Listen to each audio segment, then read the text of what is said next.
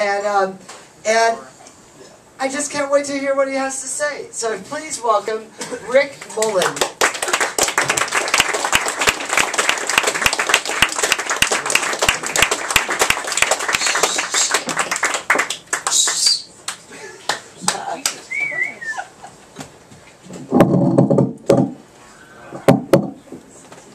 You know, I stay up late at night thinking of ways to screw myself over. Putting Walter on before me, that was brilliant. Okay.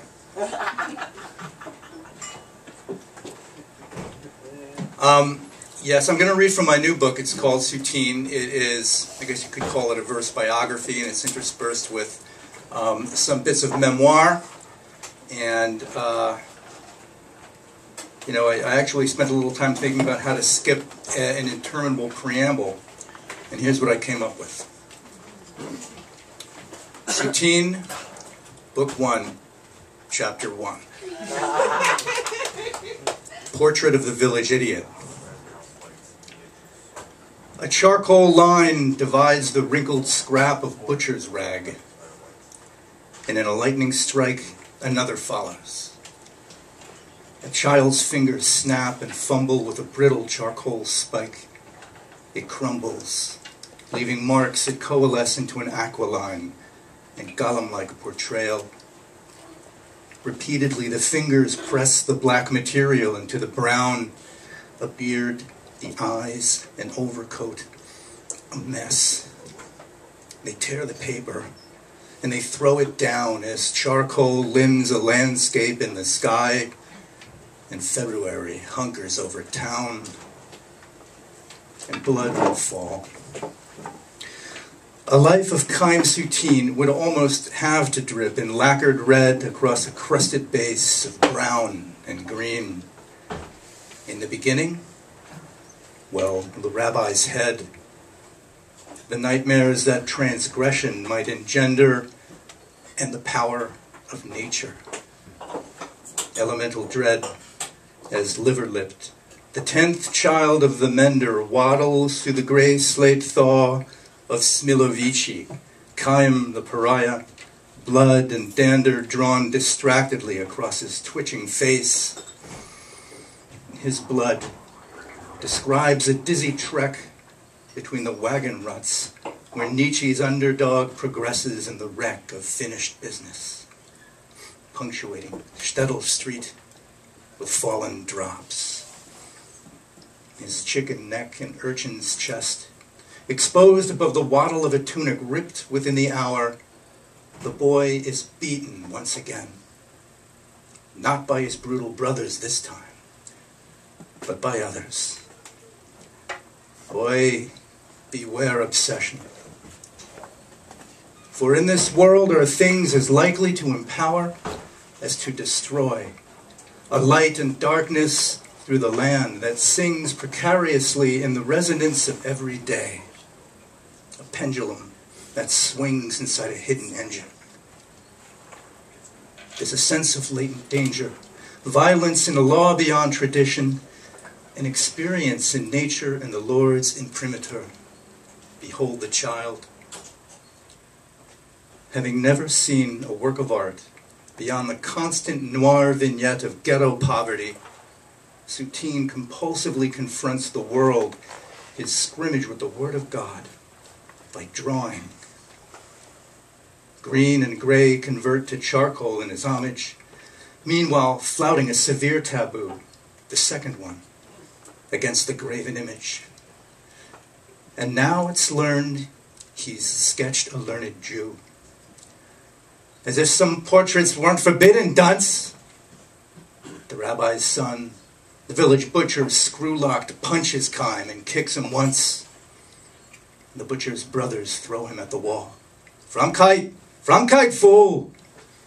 The eldest grunts and swings a broken pine wood board with all the force of his observance on the slumping boy, and then the boots, and then the crawl toward the doorway of the shed. Then something drops on Chaim's back, a burlap bag of poultry offal. Now the older boys are bumping into one another, heading back to town, ecstatic in the rage they've spent, and laughing, satisfied with their attack. At the end of the road, he sees his father sitting in a window sewing rags and davening. Factotum to a tailor, poor as gravel, Soutine père reneges on any promise of Chagall nostalgia that the shtetl might suggest. He sags over a pile of scraps in a neuralgia of repetitive despair. His cuff must be avoided.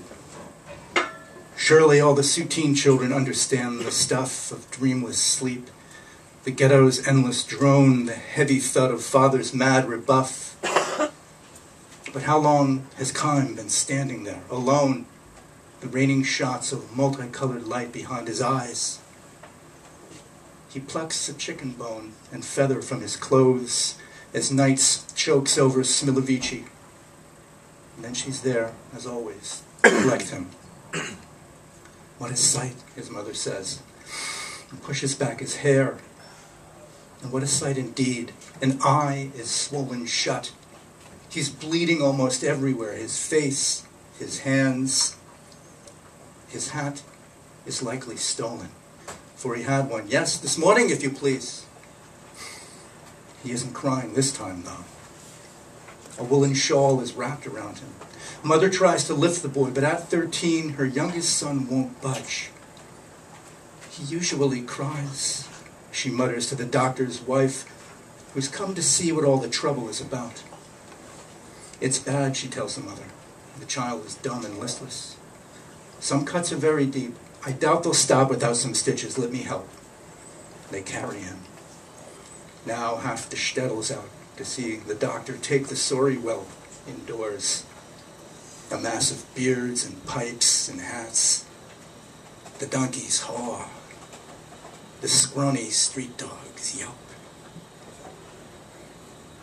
For 16 days, Soutine remains in bed, recuperating at the doctor's home, a bed he doesn't have to share. His head is wrapped in cotton gauze, a comb of rooster shock protruding from the crown.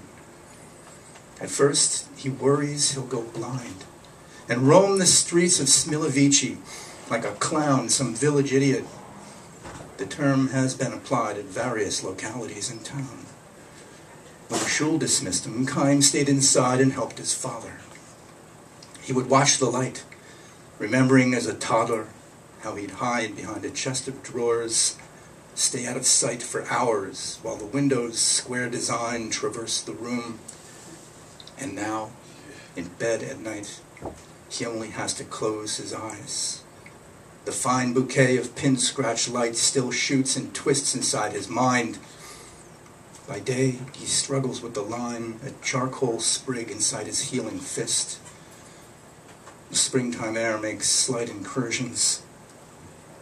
His mother visits once. She brings a list and shows it to the Smilovici surgeon.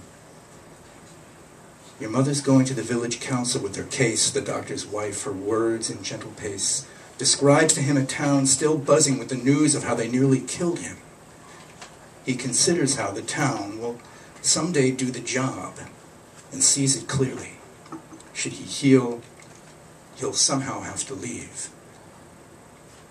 This incident will cost the rabbi dearly. The idiot gets paid, can you believe? As if the world were rattling with such rubles. Soutine the mender cannot sew a sleeve. He gets $200 for his troubles. Our rabbi is a fool to play along. The muddy street of Smilovici bubbles for an hour. And it isn't very long before the artist leaves the family hovel for the school of Vilna. That's where things go wrong.